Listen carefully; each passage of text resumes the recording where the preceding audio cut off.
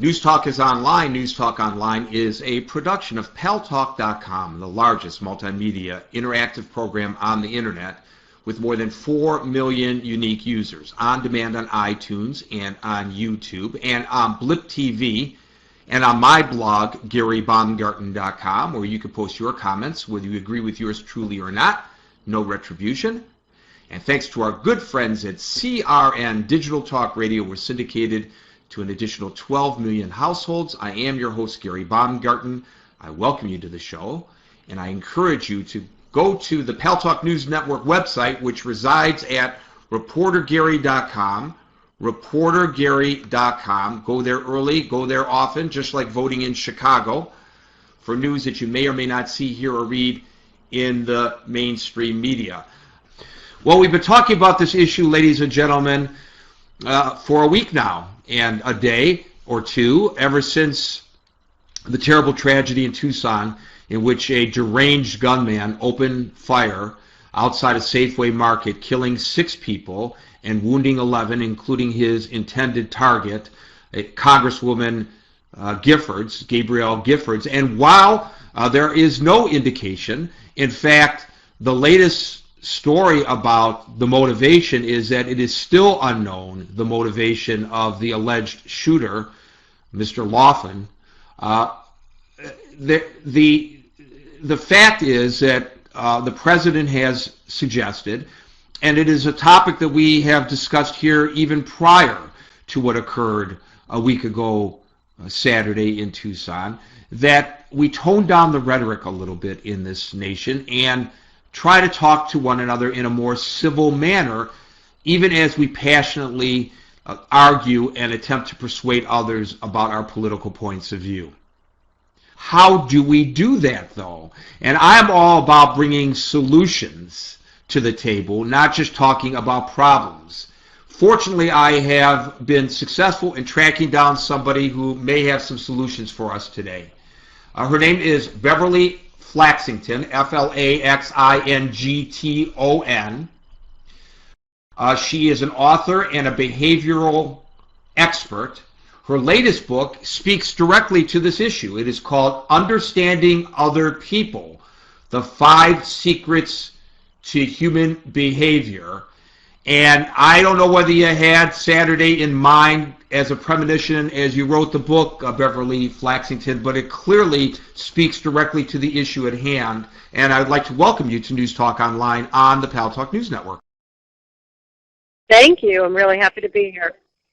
We're very pleased to have you with us. So how can politicians center their discussions more on, as I just suggested, solving the problems rather than bemoaning how those on the other side of the aisle view things? Well, I think you hit the nail on the head, because a lot of what goes on is that we stop looking at one another as human beings and understanding that some of what's happening is that we have differences of opinions on things, we have different values, and we just look at people as the enemy, as somebody who doesn't agree with me and is therefore bad. And I'm certainly very saddened by what happened, but not terribly surprised, because I see it, in the day-to-day people that I deal with, people that I work with, where instead of really listening to one another and trying to understand what is someone's point of view and why do they have that point of view, we just paint that person with a brush and decide that we hate them. Well, when we do that, we are dehumanizing the other, and I suggested yesterday during this program, and there are those who might think that I overstated this. I don't think I have. I don't want to be the ultimate pessimist on the issue, but when you dehumanize people, it makes it easier to harm another person, and it was this kind of dehumanization of others that really led to the Holocaust and World War II. And I am really concerned that globally, the discourse that we are seeing is such that we are perhaps setting ourselves up for another major conflagration such as that. Would you agree with me, or can you allay my fears a little bit? I certainly think that much of our culture, is moving to a place where, again, I don't really want to listen to you. I don't want to understand you. I don't want to look in your eyes and see that there's a pained person there. I just want to paint you with a brush, and again, it makes it easier for me if I've got some assumptions about you and I can just move on. At the same time, though, Gary, I'll tell you that I've been very heartened by the number of people, and from all over the world, that have written to me about the book, and just about how encouraged and, how much it helps them to understand themselves as well as others. So I do believe that most people, not everyone, but, on balance, most of us have that part inside where we do want connection with others. We do want to understand. And, I tell a story in my book, Gary, about, you think about just the simple things, like I was driving in my neighborhood one day, and I live in Boston, and there's some difficult drivers there, and so I have my, my own feelings about how people should be more polite, and I was coming in my neighborhood, and this person came out of a street and almost knocked into me through a stop sign. And my immediate response was, oh gosh, one of those people, and why can't people be more polite? Well, all of a sudden I see that it's one of my best friends and very good neighbors who's helped me many, many times and who I adore. And immediately I could change my perspective to, oh my gosh, she must be having a bad day. What's going on that she would be driving so quickly? So this is the problem. If I know you, I'll cut you a break. But if I don't, I paint you with a brush that says there's something wrong with you. So I think deep down we want to have that knowing, but it's just easier to decide I dislike you and move on. The guest is Beverly Flaxington. She is the author of the book, Understanding Other People, The 5 Secrets to Human Behavior, but her website is easier to remember than that. It's a great name for a website. It is understandingotherpeople.com, understandingotherpeople.com, and you can read more about her and purchase the book from that location as well if you are interested. Over the weekend, I don't know if you're familiar with this, we actually, I believe, broke the story. On Sunday, an event page popped up on Facebook in commemoration, these sick people said, of Martin Luther King Jr. Day. On Monday, they decreed they would have a day called Kill a Jew Day. And what I found disturbing was the number of people who clicked on that they were going to participate in the event. What I found heartening were the number of people who lashed out against it by commenting their disgust with what these individuals were trying to do. The number of people who deluged Facebook with complaints to get the site brought down, and indeed the number of people who ultimately called the FBI about this. But social media, the internet, allows for this kind of anonymous attacking of other people with whom we disagree.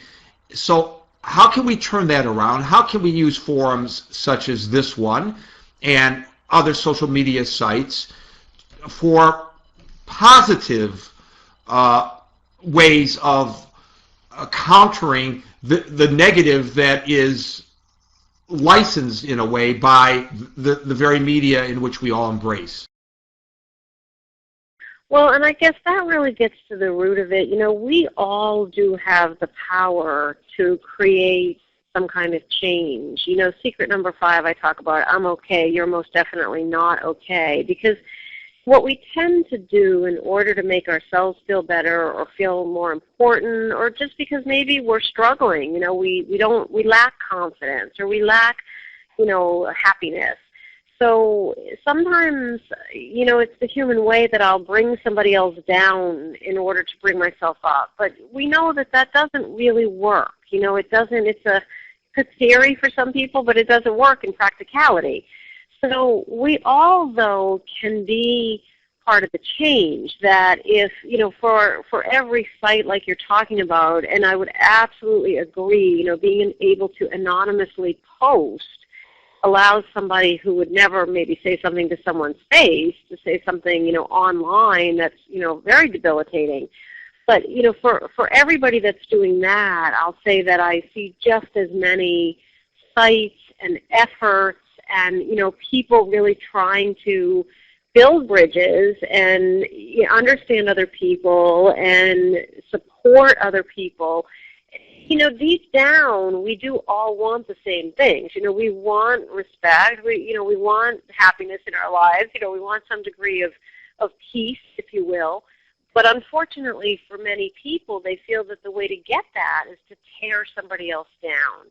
And so whether it's painting a certain religious group with a certain brush or international group with a certain brush, but, you know, for every person who participates in that, I would just really ask them to think about, you know, why am I really doing this? Like, what is it inside of me that's hurting so badly that that's the route that I have to take? Because ultimately that is why we tear down others, is because what's going on inside of us is too painful to deal with.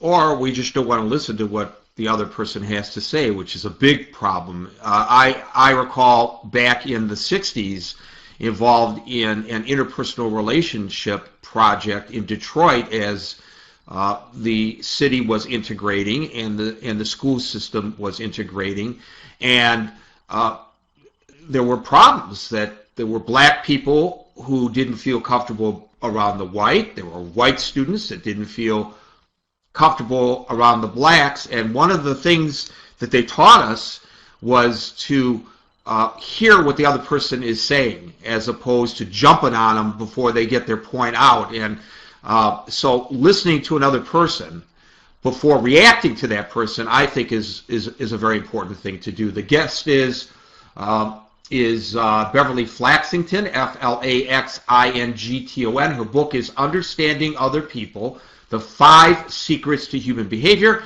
And you can read about it at www.understandingotherpeople.com.